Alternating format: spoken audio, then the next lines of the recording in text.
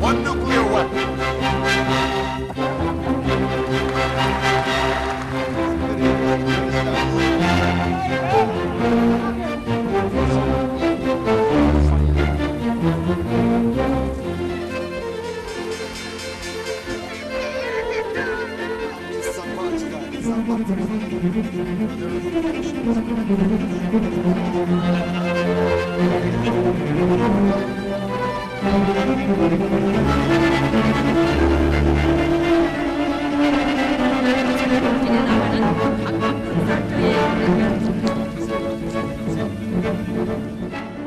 Outgoing Nigerian ambassador to Algeria calls for sustained ties with the North African country.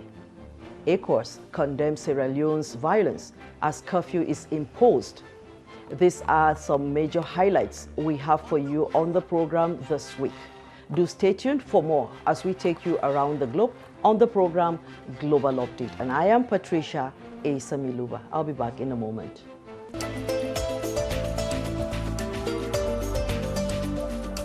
Let's start the trip from Nigeria, where the outgoing Nigerian ambassador to Algeria, Ambassador Mohamed Madul, urged for a sustained ties with Algeria. The ambassador also gave an update on the ongoing Trans-Sahara Pipeline project and Trans-Sahara Highway, among others. One of the things I met that was still unresolved was the issue of diplomatic and service passports, that is official passports. There was an ongoing negotiation about it so that the two countries we are supposed to sign non-visa agreement. I was able to push it and we succeeded. So as I speak to you now, if you travel to Algeria with a diplomatic or official passport, you don't need visa. You just travel straight and they will stamp you in. And the same thing with Algerian officials when they come to Nigeria on official duties. It applies to them this way. So I see this as one of my modest achievements which I was able to push through. And secondly, I also made a lot of effort to see that we achieve air connection between Nigeria and Algeria, because what happened now is if you intend to travel to Algeria now, there are two major airlines that will take you to Algeria. You either use Turkish Airline or Qatar Airways. If you use Turkish Airline, you will fly 6 hours to Istanbul and then connect Algiers 3 hours, making a total of 9 hours. If you go through Qatar, Doha, you fly 6 hours to Doha and another 6 hours to Algiers, making a total of 12 hours. So you can see that it is quite stressful for somebody to travel there. And so when I arrive there, I keep pressurizing the Algeria airline for them to, already we have signed bilateral air service agreement. So what is required now is for pressure to be mounted, which I did. I did continuously until 2 months ago. In my last meeting with the general manager of Air Algeria, he told me that they have approved 11 new routes this year, and Nigeria is one of them. The issue of gas, as it is now, is the energy of the future. And now we have seen the practical crisis of it on ground with the Russia-Ukraine war. A lot of Nigeria and Algeria, we share the same thing. We are dependent on oil and gas. And so most of the European countries, they have agreements with Algeria already about supplies, which are still pending. Some of them will last up to 2025. So, but because of the low supply of gas, they now individually started coming to Algeria to negotiate for increase. Italians came, other countries, I think Spain also came, and they have been trying to see how they can increase, but they are, the immediate increase they can have is not so much, because the problem with Algerian gas is that they have all the facility for the gas. The gas has been piped. They have a length of over 2,000 kilometers of pipeline within the country for the supply of gas. And also, they have what they call med gas. That is the pipeline that passed through the Algerian territory through the Mediterranean Sea to Europe. So they pump their gas for export through that network. But the problem they have is that the gas they have on ground cannot meet the demand, the high demand.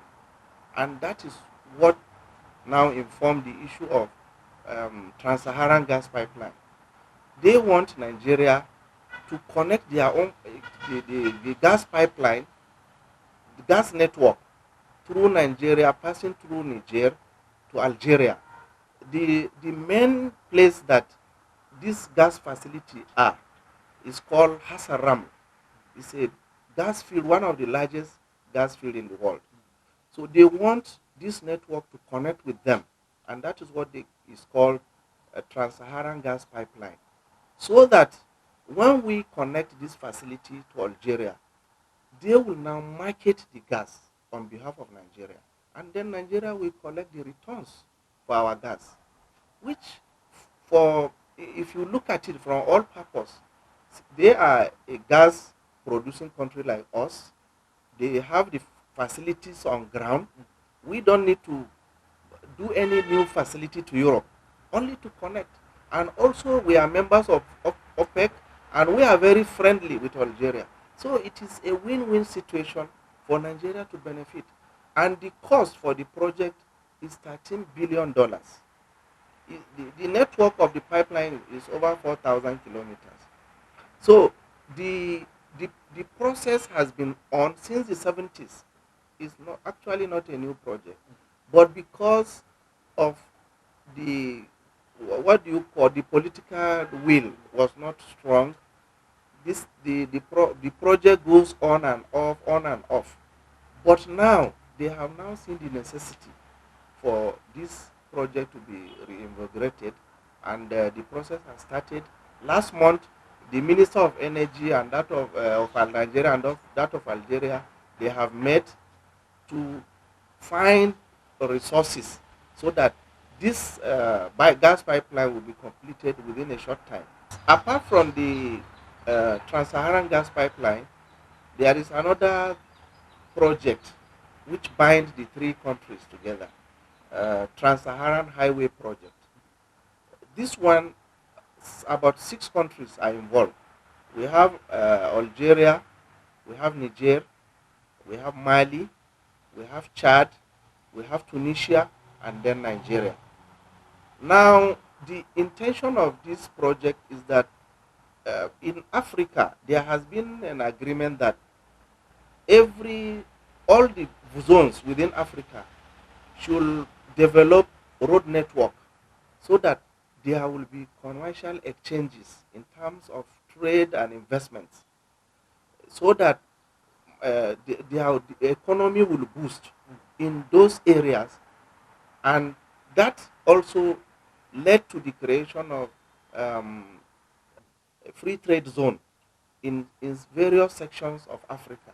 So the Trans-Saharan Highway is the link from Algeria going through Niger and diverting to Mali and Chad, also connecting through Tunisia, and then going to Lagos. So the project is also going through a network of over 4,000 road network. And the important thing about this is that 90% of this road has been achieved.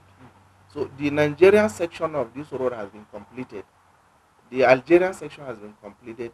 Those that are left now are mainly Chad, Niger and Mali, that they have only few kilometers left now to be completed. Staying on bilateral ties ahead of the 77th independence of the Republic of Indonesia, the Indonesian ambassador to Nigeria is advocating increased cooperation between both countries. Completing a mosque in Kurudu, Abuja, is one of his gestures to increase cooperation with the local community.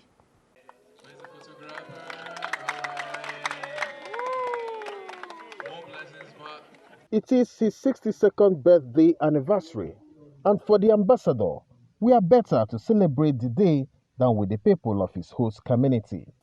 هدى للمتقين الذين يؤمنون بالغيب ويقيمون الصلاة. This mosque is meeting Ms. Bahulim School's Kurudu at their points of need, a perfect gift from the Indonesian ambassador. For more than 3 years now, we have actually been managing a place for 5 daily prayers. So it means it will serve that purpose of 5 daily prayers. Then the school has a section for recitation of the Quran. So it means we are moving those students to this place. Thirdly, we have some programs, monthly and weekly programs, which actually should be held in the masjid. So it means we have a mosque to serve the purpose for now. For the ambassador, strengthening diplomatic ties will be mutually beneficial for both countries. So I think it's a good point for us to strengthen our relationship, our diplomatic relationship between Indonesia and Nigeria. I went here for charity because I got information they have memorizing Al-Quran school here in Nigeria. As a Muslim, I'm very interested to see and bring some charity to share our happiness here. So it's for the time being, it's time for Duhur pray. So I asked the Ustad here, the leader here, to pray Duhur. So finally, they show me the site of the school, a place of the pray, because they don't have a place of prayer. So that is why some of them request to us to need the help to pray the most. So as a Muslim, I really what we call it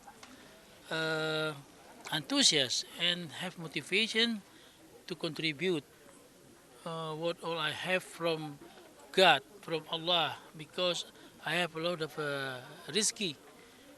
Allah has given to me a lot of things, so I think it's much better for me and my family, especially my wife. We agree that half of our what we call property we share to build the mosque. And as we move on to Sierra Leone, the West African Regional Bloc, ECOWAS, condemned the recent violence in the country that led to deaths and imposition of curfew. Some protesters and security personnel were also reportedly killed during the third day of the three-day protest. West African Regional Bloc, ECOWAS, has condemned the recent violence in Sierra Leone that has led to deaths and the imposition of a curfew. Some protesters and policemen have reportedly been killed during the third day of a three-day protest. The protest was organized by opposition parties and civil society groups over alleged economic hardships and bad governance by the present administration. The protesters, mainly youths, gained entry into the country's Longay airport after the military and police unsuccessfully tried to stop them. In a statement, ECOWAS said it strongly condemns the violence that occurred in many locations in Sierra Leone and have led to loss of lives. ECOWAS called on all to obey law and order and for the perpetrators of the violence to be identified and brought to justice in accordance with the law. The president has been out of the country with his family, leaving Vice President Mohamed Jallow in charge. In a short state broadcast, the Vice President announced the imposition of an indefinite nationwide curfew from 3 p.m. local time on Wednesday. He accused the protesters of destroying and burning down government property, including police facilities, warning that security forces had been authorized to deal squarely with lawbreakers. Internet connection has now been restored in the nation's capital, Freetown, after disruption. A break is up next. Not to worry, when we return, we shall beam our searchlight on the Russian-Ukraine conflict. Do stay with us.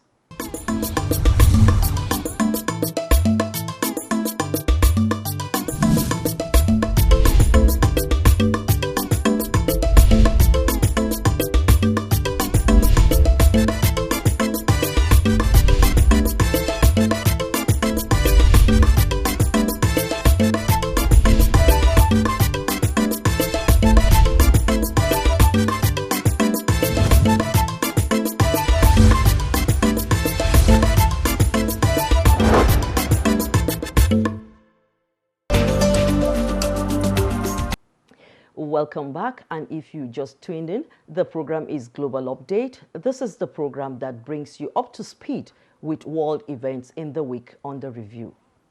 Now to Russia-Ukraine conflict.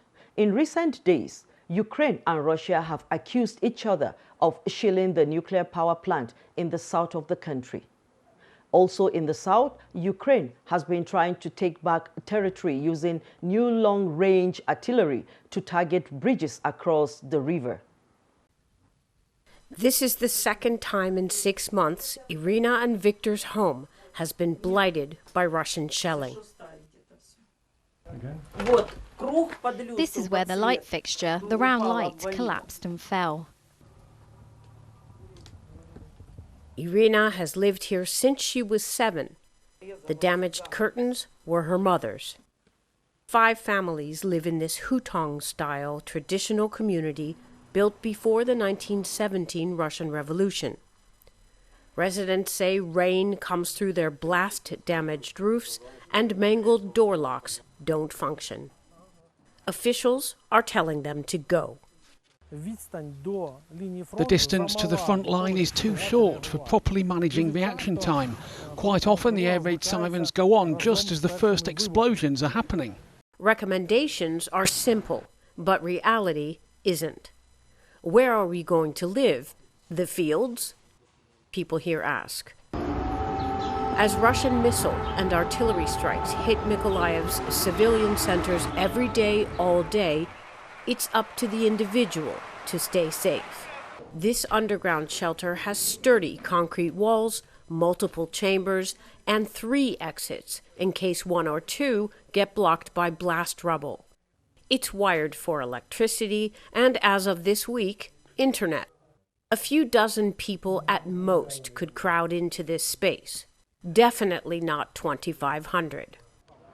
Irina and Victor's closest bomb shelter is a kilometer away. Their only option? Stay put and hope for no more blasts. The Chinese military said it has completed its exercises around Taiwan, but will regularly conduct patrols and drills in the area. Recall that Beijing claims Taiwan as its territory and threatens to take it by force if the island resists unification indefinitely.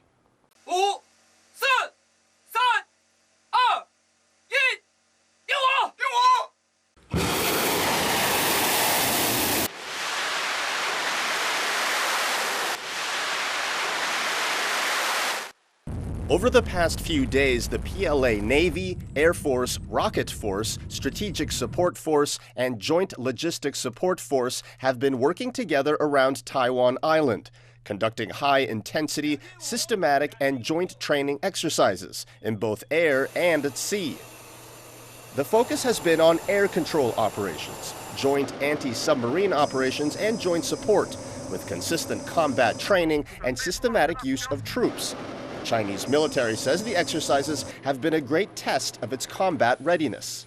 The PLA Theater Command will keep a close eye on the changing situation in the Taiwan Strait, carry out training and war preparations, regularly organize combat readiness police patrols across the Taiwan Strait, and resolutely safeguard national sovereignty and territorial integrity. The Air Force deployed multiple types of warplanes, including early warning aircraft, bombers, jamming aircraft, fighter bombers, and fighter jets. Their missions included airspace control operations, strikes on ground targets, and air support and cover. The airstrike forces, together with long-range multiple-launch rocket systems and conventional missile troops, conducted drills of joint precision strikes on targets.